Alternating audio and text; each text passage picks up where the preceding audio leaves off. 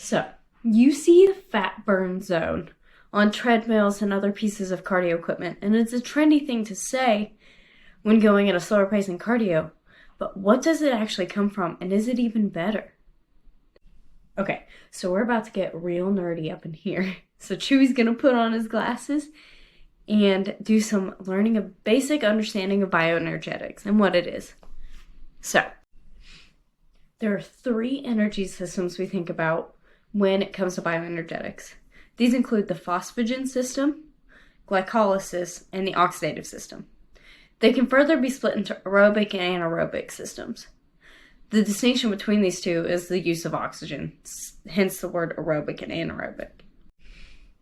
So the phosphagen system is that quick energy used for sprinting, heavy lifting, maybe a pitch, or other very short duration activities, and it happens right at the start of moving.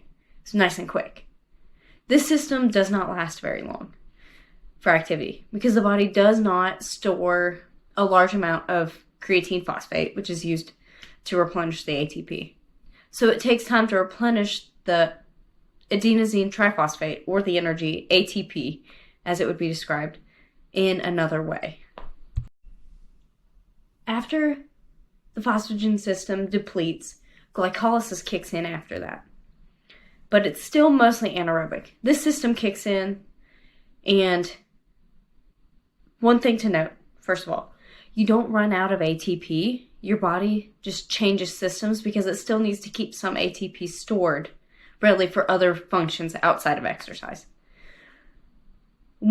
After the body kicks into glycolysis, some of the byproducts of glycolysis, pyruvate, can enter the mitochondria to aid in aerobic and oxidative energy systems.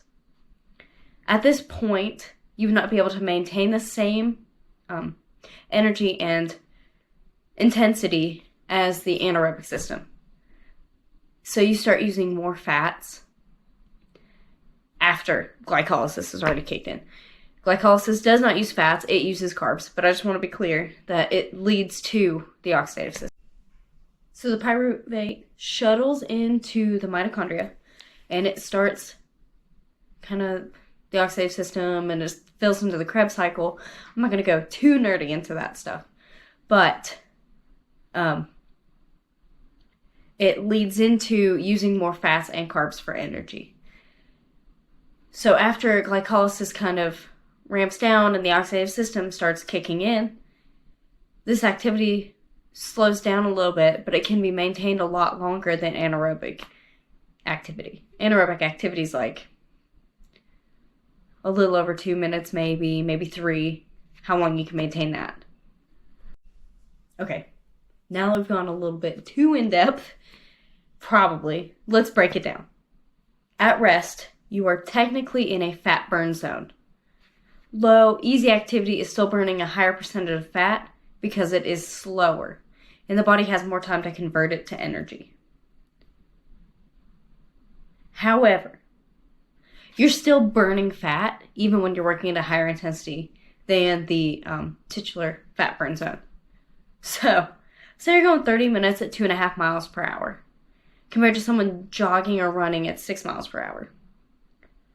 I would say that, well, it's true that the runner would be burning more calories than the one walking. So the ratio does raise. But the runner can be burning more carbs.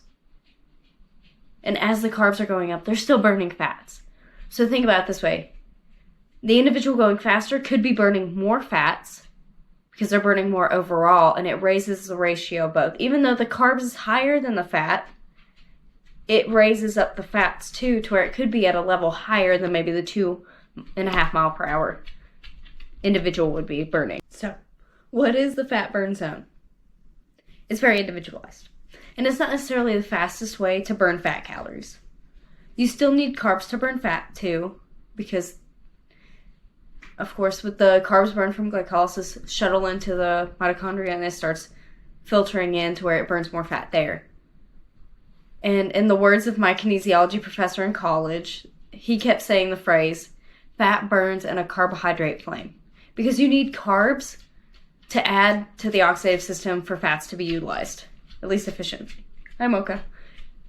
So even if you may be technically burning more carbs in an activity, you can still be in a higher fat burn zone than maybe a slower rate would make you go.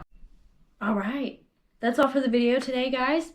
If you have some more questions, feel free to drop a comment. If you have any video ideas, drop a comment there too. Feel free to like, subscribe, and hit that notification bell so you don't miss any of our uploads. Thanks.